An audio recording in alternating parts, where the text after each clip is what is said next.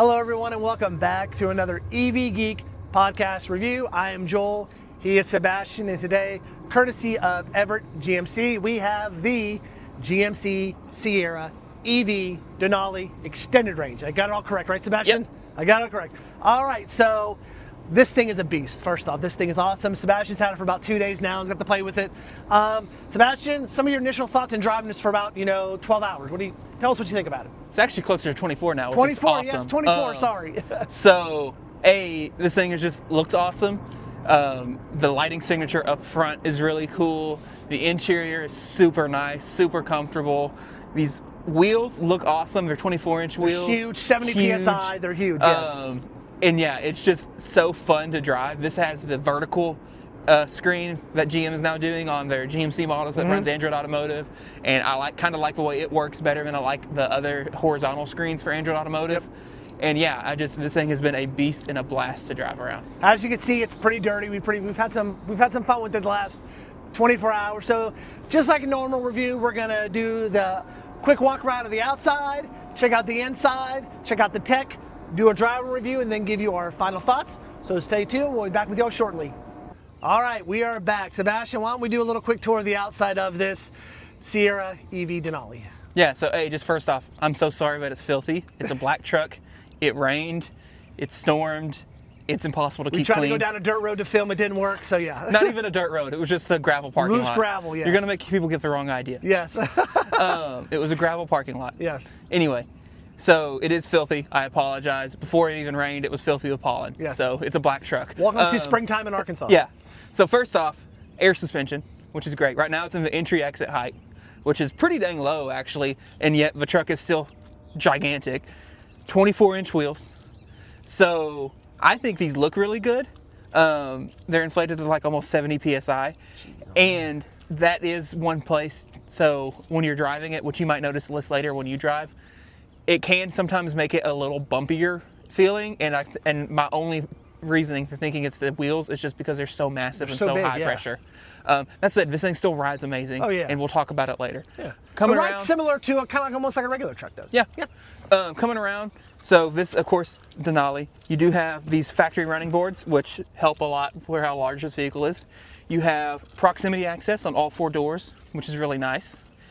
You've got CCS port in the back driver's side corner. The correct spot. Which is the correct spot for Tesla superchargers, which this vehicle does have access to. However, it's important to note this is a 400 volt truck. However, it uses the Ultium. This is the extended range, so it's the 20 module pack, which I believe is usable capacity of right around 180 kilowatt hours. So this, when it drives around, is a 400 volt truck. However, what these do is if you plug into a charging station that supports high voltage cars, the pack changes from either series to parallel to series. I can't ever remember. I get them backwards every time and I don't want to say it wrong. So you just tell me in the comments. Yes. Anyway, and so it'll do that, and then it charges basically an 800 volt class vehicle. And then when you unplug, it goes back to 400 volt mode. So peak is what you're going to see on So this? Peak on the 20 module pack is right around 300 kilowatts. Okay. However, on a Tesla supercharger, it won't be able to do that because it has to stay in 400 volt mode or at least currently. Once V4 starts coming out and they actually support high voltage, you'll be able to see that higher charge speed on Tesla superchargers. Yep. Coming around back. Let's check out this liftgate.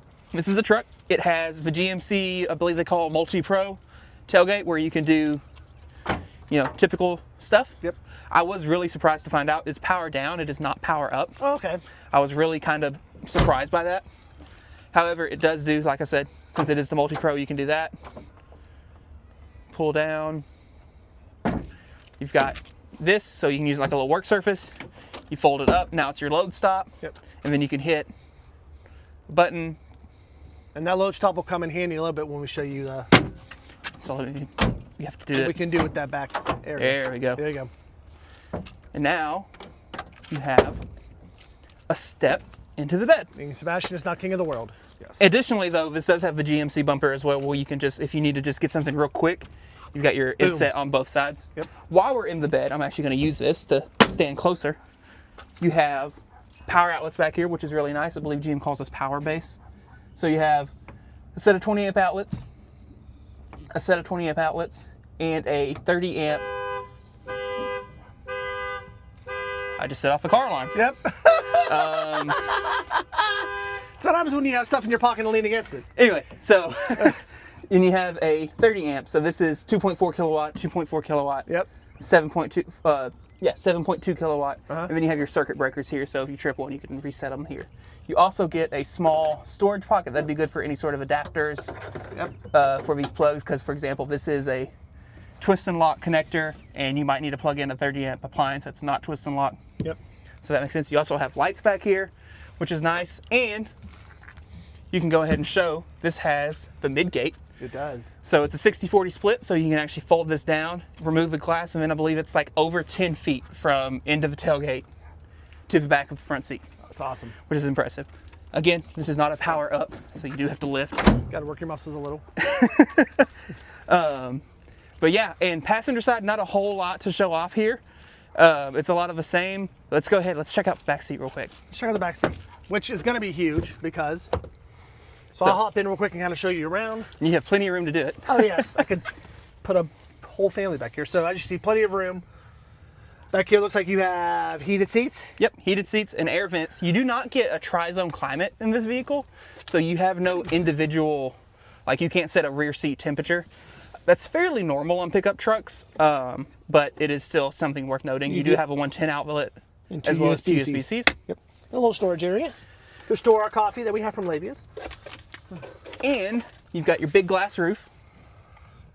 Huge glass roof, yes. Yes, which is really nice. It doesn't tint, it doesn't have a cover or anything, but it's got some factory tint on it. If you'll hop out real quick. That was real quick. So this, like I said, has the mid gate. And so to do that, you've got your little finger pull here, pull that up. Now I'm gonna switch to the other side flips to show you forward. what it looks like. And then, well, you got one more latch to pull here to drop the seat. There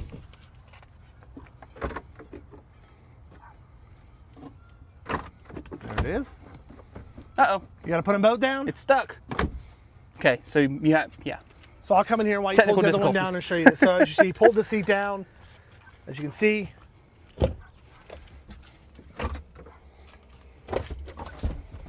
Yep. There's some under compartment storage looks like there too, so. Then pull. There you go. And look at that, get the seat belts out the way. So if you gotta store a 10-foot 2x4 in there, you can do that. Yeah, and then you can also, let's see. Actually, I'm not gonna do it right now. I'll do a clip of it later. Yep. This back glass does pop out, and so then you can have this be completely open, which is pretty sweet. Yep. So I'm gonna fold this up real quick. If you'll press that side in. There you go. Then lift that up. Pop the headrests. Headrest. Drop that in. It's pretty simple. It's pretty easy to open up. Leather seats.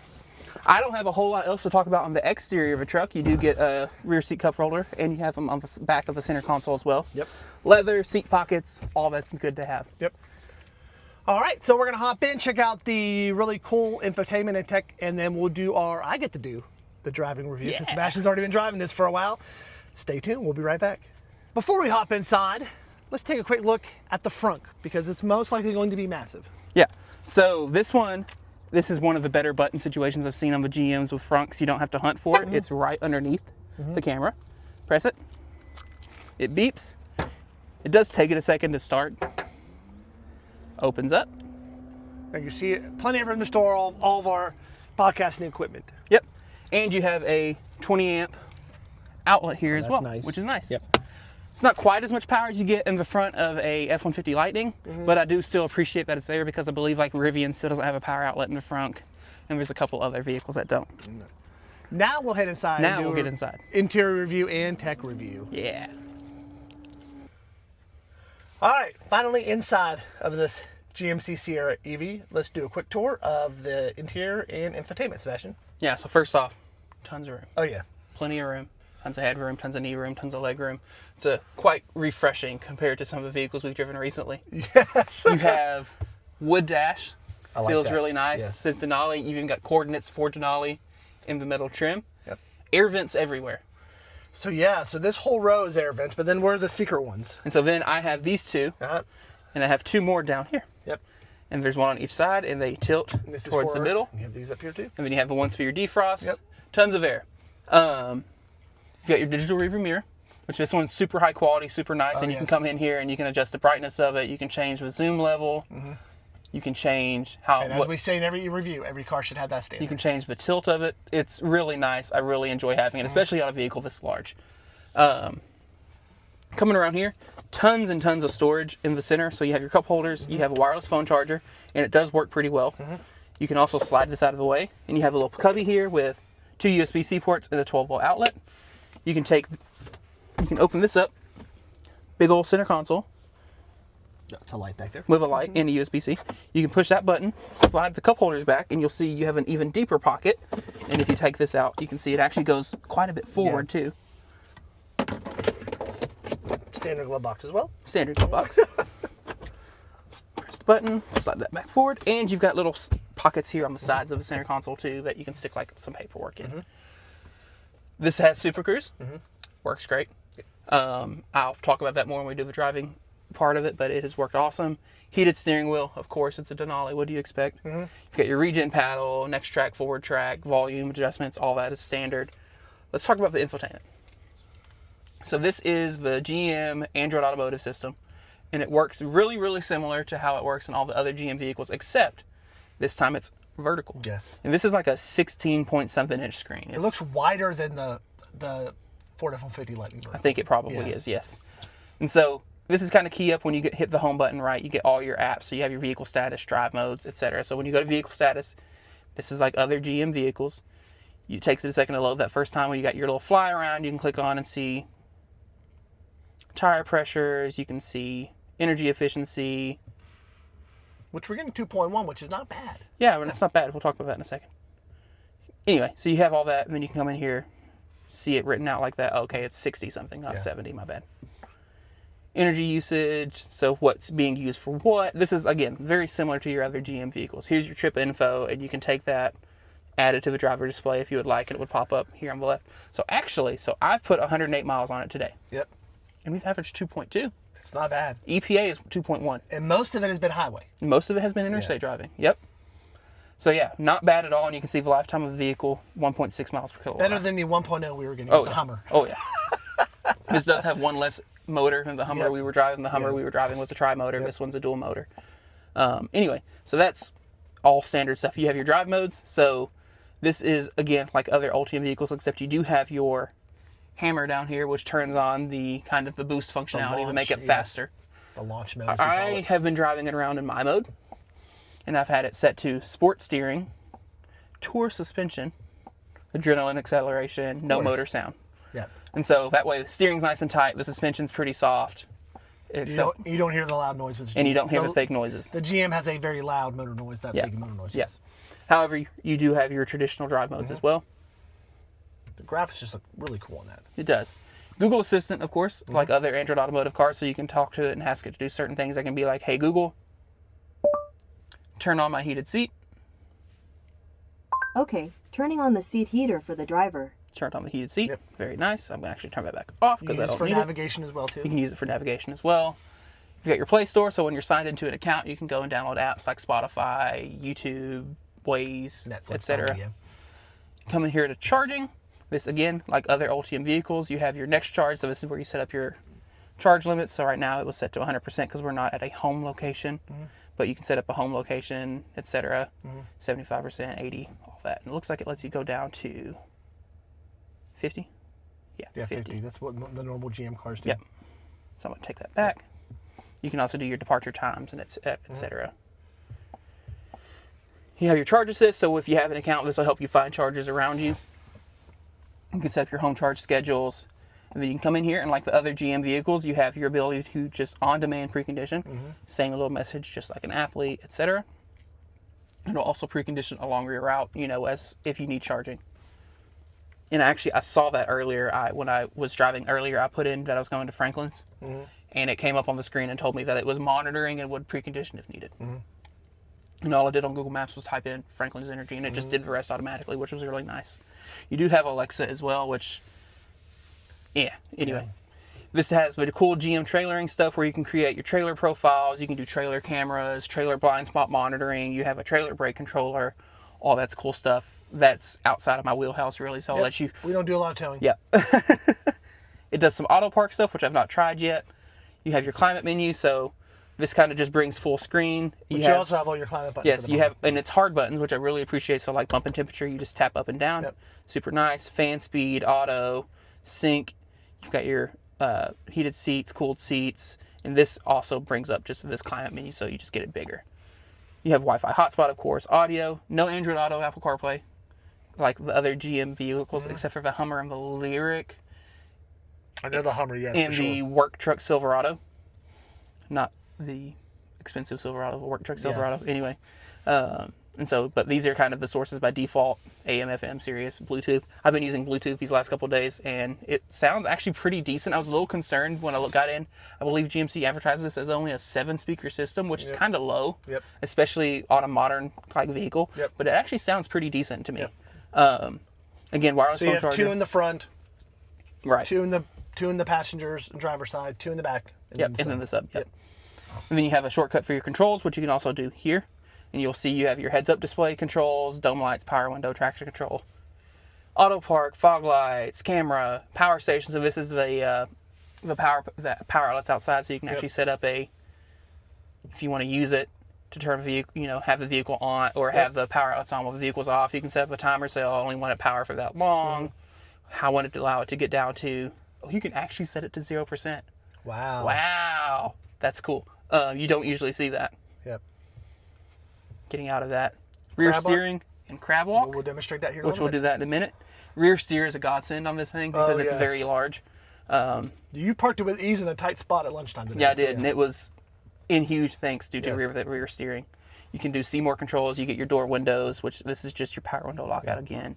You get your light control, so you've got dome lights, fog lights, cargo lights. Any ambient lighting in the car? So there is white ambient lighting that comes up in kind of like these side pockets here and a couple other places. Like there's a little one here. But not like the stripping and things like that. Right, and it doesn't change colors. You also get, this is where you set up your one pedal driving. So I have this on high, which like every other Ultium vehicle, high is high. High is high.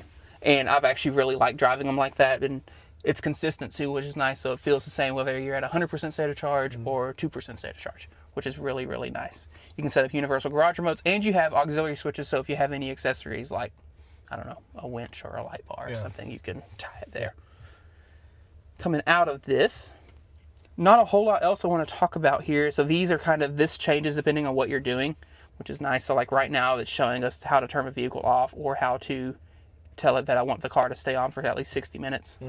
You can also, a little trick to know is if you ever need to just leave the car on, you, with the car off, tap the accelerator pedal 3 times. Okay. And then it turns off the automatic shutdown. And then you have to turn the vehicle off from here the next time. And then it goes back into normal. No push to start, so yeah. Correct. Yeah, you just get in, put your foot on the brake, the truck is on. You come in here to Google Maps.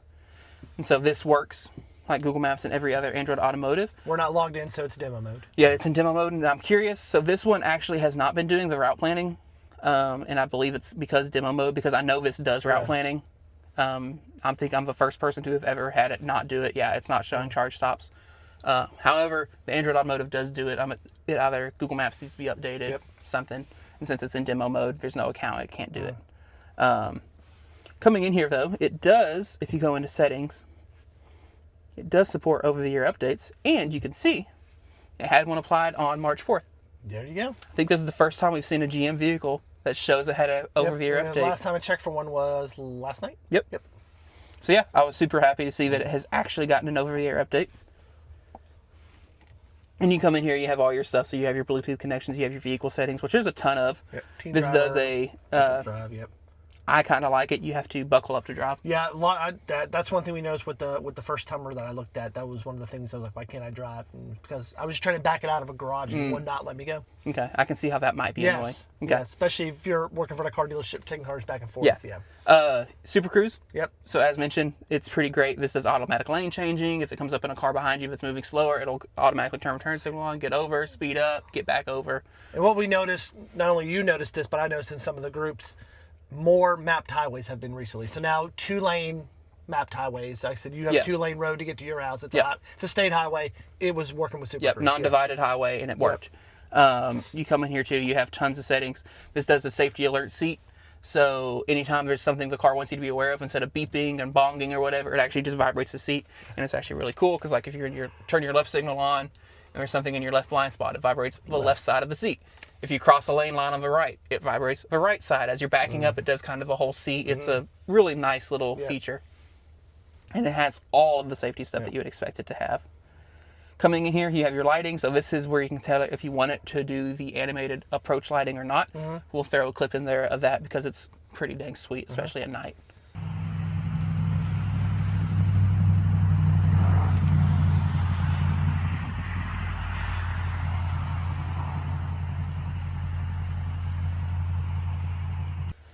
You've got your ride height stuff. So this is actually for turning on and off easy exit, and then in here you have a setting so if you need to do service on it, you can have it in whatever setting it needs to be in. There's also, so I didn't know this, so this has the driver's attention assist, right? Oh. Which a lot of cars have. Yep. However, most cars, you know, they just come up and are like, hey, take a break. Yeah, little coffee icon pops up. My Yeah. wife's EV6 says, you've been driving for an hour, take a break. The GM vehicles will actually come up on the screen and suggest you either call somebody just to help keep you awake, or to turn on music, or to give you directions somewhere that you can stop and get like a coffee. That's funny, yeah. So like it'll be like phone a friend. Maybe you should use the bathroom right now. Yeah, it'll be like, hey, would it help you stay awake if you're talking to someone? Like, I just kind of thought it was neat to find out that that's how they do it instead of it being. So you like actually got it to pop up while you were No, talking? I didn't get it. I've just read about it. Okay, gotcha. Okay. Because on my wife's Sunday, she's like, hey, you should take a break, and shows a little coffee cup, and that's it. But yeah, anyway, not a whole lot else I want to get into on this. It is, I kind of wish there was a light mode on it, because like right now we're in the middle of the day and it's a little hard to see. Yep.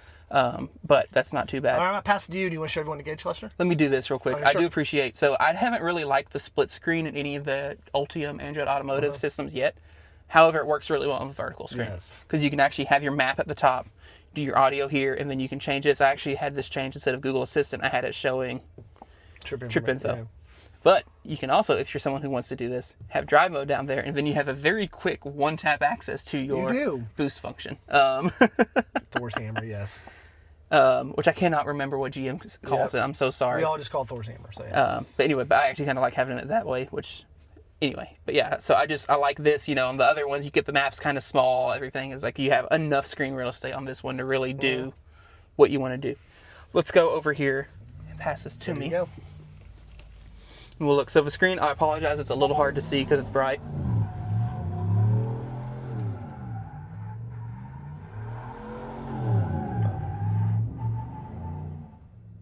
Yeah, he just bought that car too. That's on paper tags. Anyway, come over here to the screen. And so this is kind of key up settings. You have your after you have a trip on the left here. You've got your battery state of charge. You've got how much power you're instantly using. So we're using 1 kilowatt just sitting here. Kind of your driver's assistance lights, odometer. And then when you're playing audio, it comes up here. You can hit this button and switch. And now you have your Google Maps. Nice, big and front and center. Yep. But it's important to note, since this has a heads-up display, when you have directions going, it actually shows you directions in the heads-up, which is really nice. You can also come here to your driver's assistance view, so now it'll show you lane marking, like if it detects lines, gap adjust, all that. You have your kind of smaller power meter, whatever. And then you have just a very simple, calm display.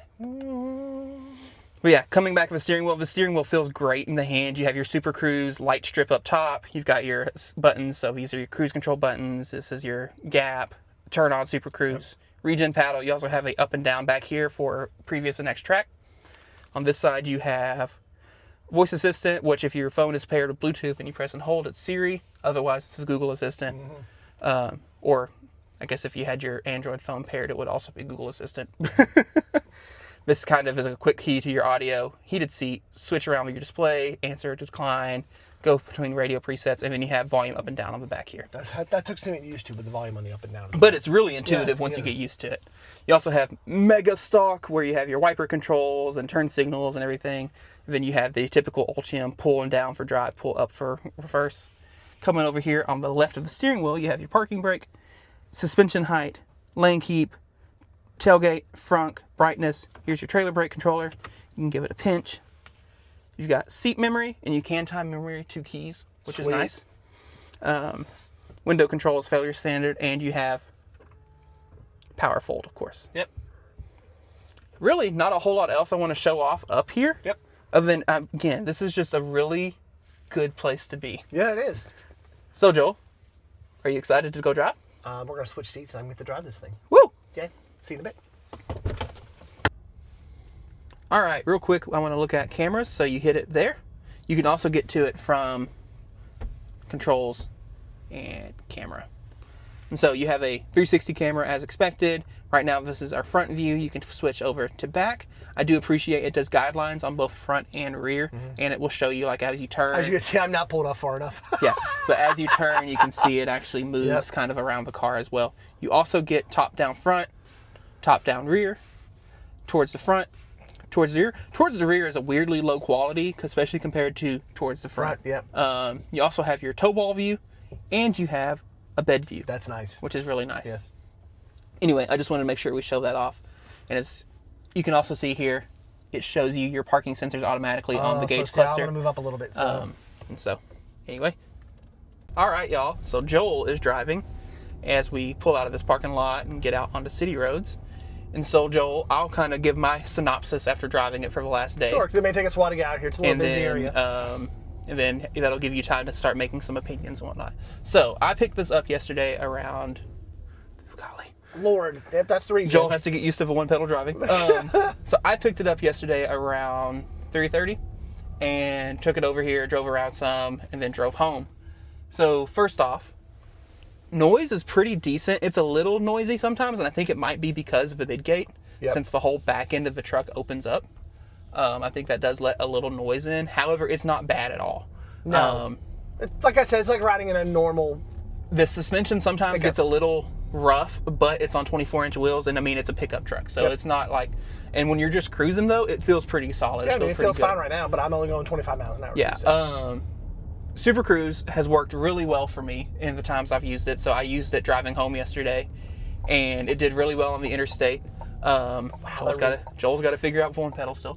Regen 7,000, 8,000 pound cars. That's what this is. It's actually 9,000. 9,000 is pretty brutal. Anyway, so Super Cruise was doing really, really well, and I discovered as I was going home, it actually works on two-lane undivided highways now, as long as they're pre-mapped, of course. Which was also a really nice surprise. I got on the highway and I was like fully expecting it to not work because I was going home and I was no longer on the interstate, and it popped up the icon on the screen and I hit it and it turned on and it worked. And it did, super well. But one thing I haven't figured out, and I don't know if it's a setting that I haven't found or if Super Cruise doesn't do it, is it doesn't automatically adjust speed limits. So it won't adjust. Doesn't read the speed limit signs. It reads the signs and shows them on the screen, but it doesn't adjust what your cruise is set to. So you have to adjust it down and up. Right. Okay. Which I know, like the Hyundai Kia stuff with HDA2 will do that. And I'm sure there's other vehicles that do it as well. But this one, as far as I know, doesn't, unless it's a setting I haven't found. Were you able to adjust the brightness of the heads-up display? I'm sure you are. Yeah. Yes. So heads up, I was able to get the heads up adjusted. Yeah. The other thing I kind of noticed, which you might not have the same issue I did. So the steering wheel is where it was for me when I was to be comfortable driving. You can't see the top of the screen. Like you can't see. Yeah, it's very similar like the Kia. Like I don't see the temperature and the direction I'm traveling. Right. So, and so that was one thing that was a little, it was fine. I mean, that's not like super crucial information. You can still see how fast you're going. That's the good thing. Yeah. So yeah, that's kind of my thoughts from driving it, and I mean, really just like. One other thing, which Joel, I don't know if you're going to try to accelerate hard since the roads are a little slick or wet. Although they're pretty decent right now. There we go. I figured out the regen now. We're good. This thing torque steers like nobody's business. If you just give it like a hard gas, it will take you into the other lane if you're not prepared. And now it doesn't do it as bad. Yeah. I mean, you still got some get up and go for a 9,000 pound car. Yeah, it doesn't do it as strongly in the regular drive mode. Yep. But if you put it in the boost function and you floor it, it like yanks. And I know it's just because, I mean, it's a 9,000 pound truck. It's sending the weight to the back. There's no longer pressure on the front wheels. Yeah. You're going to get torque steer. You are. That is true. That's just how cars work. Yep. But yeah, the power delivery of this thing to me feels awesome. It does. It feels great, especially Very considering balanced. this is a 9,000 pound. It's not near as fast as the Hummer. Yeah. Or at least the Hummer 3X that we've driven. It's got the extra motor. But the 3X has an extra motor. Yep. Makes sense. Yep. This one also, I think, has slightly lower horsepower output because it's a 20 module battery instead of a 24 module battery. We're getting on the interstate here, so we'll see how the Oh, that's plenty enough Yeah, juice to get it's you got on there, yes. plenty to get you around, Quickly especially went from 60 to 75 real quick. So yeah, especially when you consider, again, it's a 9,000 pound vehicle. Yep. So out here on the highway, do you kind of hear what I was talking about on road noise? Yep. It's like, it's really not that bad. I was also driving yesterday, and I think my first impression was hindered by it. It was stupid windy yesterday when I was driving home.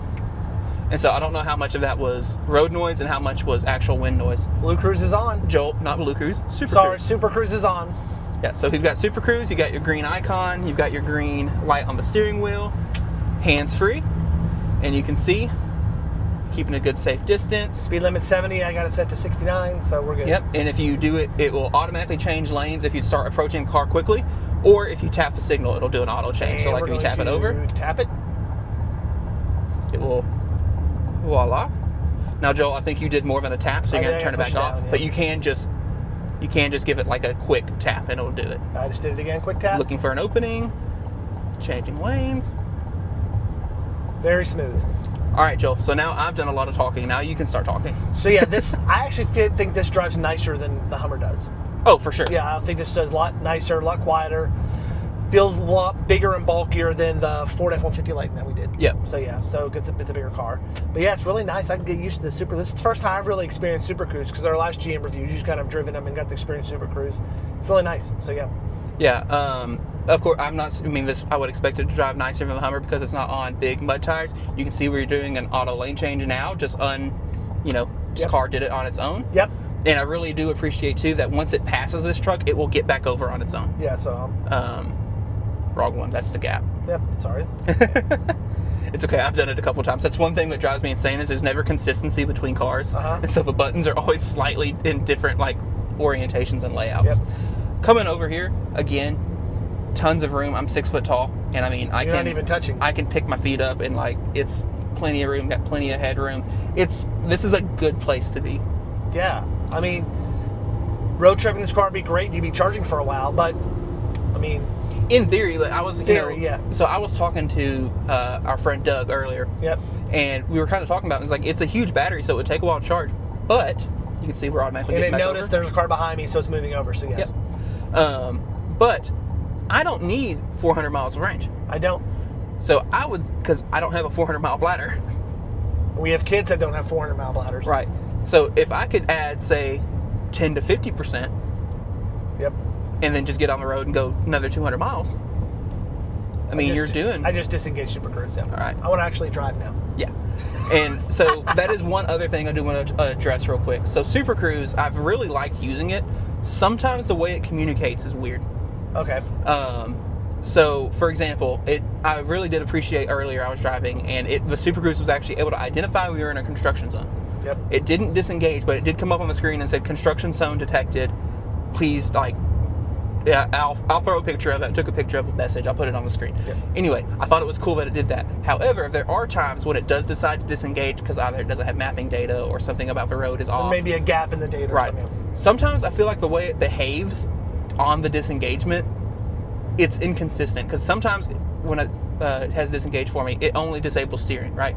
And so you just kind of grab the wheel, it keeps the cruise control set, whatever. Yep. Other times I feel like it's disengaged and also turned off cruise control. Oh, okay. And so when you're driving and you're kind of like, you're not aware, it makes you kind of unsure of what you're supposed to do. Mm-hmm. And so then you either end up hitting the gas or the go pedal and you're accelerating and cruise control's on, or you end up like suddenly decelerating on the interstate because you didn't know that you needed to hit the pedal. It's kind of a weird situation sometimes. Yep. Whenever it does disengage. However, it has, at least on this stretch of interstate, it's pretty good. Even I back guess that's there. where it's supposed to be going, but oh well. Yeah. Again, huge thanks to Everett GMC Yes, for we're just letting us passing borrow them. the So yes, truck we'll for go the up day. here and loop it around. So yeah. But yeah, that said, it has been, most of the roads I've driven interstate-wise have been mapped. Even back there, they just rebuilt all of that. Yeah, this is that. Yeah, from here south, it's pretty much new construction. So new from roads. basically from where we started south is all new roads. It was actually mapped all the way through. Good. Even though they quite literally just finished that project. Yep. So I was actually really impressed and really surprised to see that. I'm surprised it doesn't feel like I'm going 70. Like, Yeah. I feel like I'm driving slow. Because you're in such a big truck and you're high up on the road. Yeah. And that's one thing too to mention, so this has air suspension, so you're in normal ride height. You can go up, you can actually raise it a setting at highway speed, and it does soften the suspension some because you've got more suspension travel. You also have a maximum drive height that you can use up to 30 miles an hour, so that would be for if you took one of these off-road for whatever reason. And then you have your entry exit height, which is funny. Not that GM officially recommends this, but from what videos and stuff I've watched, GM engineers have said that if you want to launch a truck, the best way to launch a truck is an entry exit height, because it sits down lowest and it hunkers it down, you know, kind of helps with that the weight distribution. Anyway, we're now gonna loop on around. Joel, is there anything else you want to say before I turn this off? I mean, we've driven similar cars. We've driven the Silverado work truck. We've driven this. We've driven Hummer EV, SUV. I really like how this drives. We've driven a Ford F-150 Lightning, so I really like how this drives. Love the heads-up display. This is just a really nice, you know, this could be I see this as a road tripping kind of car. I would have no issues getting this car and driving, you know, 12 hours to South Carolina in it. Yeah, and real quick, so that you can see it, I'm actually gonna come up here on the map. What lane do I need to be in here, Sebastian? You're in the right one. Oh, yay. And we will go Everett Buick GMC.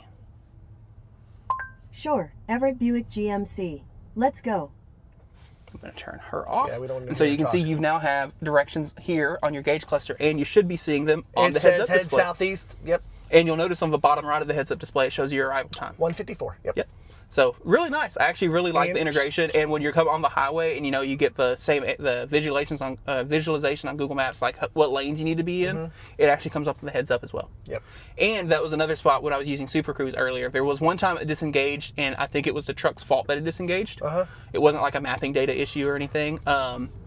And it actually popped up on the heads-up display, fully took over, turned red, and said, take control immediately. Really? Yeah, which I thought was like a really neat way of communicating with a driver. In addition to it was vibrating my seat to tell me I needed to do it. I really like these directions on the heads-up display. Yeah, it's really nice. It's really great. All right, now that you've seen that part, we'll cut this and we'll give you your final thoughts once we get back to the dealership. See you in a bit. All right. Once again, thank you. We are back here at Everett Buick GMC. Thank you to the staff here. Very hospitable with us. Final thoughts, Sebastian. Yeah, so I've driven this thing for the last day. I'm in love with it. Yes. This might be my current favorite Anyone EV had truck. special, extra 90K laying around? We'll talk about that in a second. We'll send it to Sebastian, Hold yes. on. We'll talk about it in a second. But yeah, this might be my new favorite EV truck I've driven so far. There's just something about, like, I liked the Silverado. You've actually been in the RST. I haven't. Yep. I was just in the work truck. Like, I really liked it. You know, I was like, oh, I could live up the work truck. Like, let's, you know, whatever. Especially if a work truck Silverado starts at like 65 grand. Man, after being in this thing, I was like, okay, wait, all these creature comforts, I think I would actually need those. So. Actually, being in both, we so much more prefer this over the Silverado. And like the layout, I really like the vertical screen. I like it a lot more than I thought it would. Especially because I didn't really like the vertical screen in the Lightning. Like it was fine, but it wasn't my favorite. Yep. This one, I think it's the way they had it laid out, the way just the apps and the pictures are laid out in the Lighting. It just this just being like a little better, like a little wider, and I like the way the Android Automotive is laid out on it. It's a little more functional. Drives great, rides great. Super Cruise works really well. It's a really like the seats are comfortable. They feel nice too. They're like a soft leather. Yep. You've got tons of excellent stitching. Good materials. You've got like even this place where you rest your knee is actually leather, which sometimes in a GM car is surprising. Yeah. Which is weird because in the Polestar we reviewed, it was hard plastic. It was hard plastic. It was not comfortable with your leg leaning up Now, there. of course, Polestar's a cheaper car, but still. But yeah, just like materials in here are excellent, and I love the head-ups. Like software, I like using the software. I didn't have that many weird bugs with it, which I tend to have on these Android Automotive systems. It actually worked pretty well the whole time I was using it the last day. Yep. I like having the gauge cluster. Like it was an excellent place to be. I love the big glass roof. I do wish they had some like monochromatic tinting, you know, the electronic, you press a button, it fades, whatever. However, GM maybe adds that in the future. Yeah. What car did we drive that had that? We've driven a couple. The XC90 had it. I believe the Rivian we tried out, the Rivian Space had it too, and I think we've had a couple others that did it as well. But yeah, so that's one thing. Also, it does some beeps and stuff as it thinks people are trying to approach you on each side to make sure you don't get out and get hit. Which is nice. And yeah, I really enjoyed it. Joel, your thoughts? So yeah, man, this was I was not expecting this. I was expecting something similar to interior quality as the Silverado. This is a whole lot nicer than that. It drives great. Efficiency, we've been pretty good with efficiency too as well. We're hanging around. So we are at, let's see my last here. trip was 1.7. So the last 120 miles we have averaged exactly 2.1 miles per kilowatt hour, which is what EPA rating is. Yeah. And considering, like we said, in the Hummer, we were averaging 1.0. Yeah. Yeah, so that was not good for that. So yeah, I'm very impressed with this car. Love it. I like the simple things. I love how the wireless charging just works. You know, I have a Kia where the wireless charging is finicky and doesn't work. You know, I love the rear view camera. I think every EV manufacturer, every car you make now, especially with ones that have smaller back windows, should have the rear view camera on it. Love the quality, love the heads-up display. I can't find anything wrong with this car, but like I said, it's a little loud on the roads, but it's 9,000 pounds. You're on 24-inch tires that are 60-some PSI, so that it's going to be a little louder with this tire. But even then, it wasn't too bad. It wasn't like I said. It reminded me of driving my Ford Ram 1500 pickup. That similar Your sound. Ford Ram, wow. Sorry, Dodge Ram 1500 pickup. So that's what the ride sound maybe compare it to. So yeah. So Which, if you're coming from one pickup truck to like a gas pickup to this, that you're not going to won't notice any surprise you. difference. So yes. Yeah. But one thing on this is it is expensive. Oh yes. So this one is the extended range, not the max range. The sticker on it's, I think, 92 and some change. Yep. 93, we'll call it 93. Yep. Now this one has some incentives on it. Everett actually has one listed currently for, I believe, 83. Yep. And like, yes, it's expensive, but if you look at 93 grand and you look at the similar price like the Sierra Denali Ultimate, it's pretty dang close to that. Yep. And this is every bit as nice. It has all the same great technology, except it's now electric and it charges well. It has it's a huge battery, but it charges well. And so just like, I don't think the pricing's that outlandish, especially when I now know, GM will eventually be releasing other trim levels of the Sierra as well. Currently we only have the Sierra EV Denali. However, there's going to be an AT4 coming. There's going to be the Elevation trim. There's going to be other versions of this that you can get as well for cheaper and still have that giant battery. And the max range ones, I believe, start right around 99. Yep. And so those, if you were to get 10 grand off, that would put you at 89 or so. Yep. So yeah, I just like pricing on it is, yes, it's steep, and I don't have 90 grand to buy one, unfortunately, because I would probably buy this one right now if I had the money. You want to send him a check? Because I love this thing, man. Yes, and Sebastian's always had a little piece of his heart for a truck. So even though he drives a Bolt, a little piece of his heart wants a truck. We want to thank y'all for joining us today. A huge shout out again to Everett Buick GMC for letting us borrow this baby for a few hours, and we will see you again on another EV Geek podcast review. So long, everyone.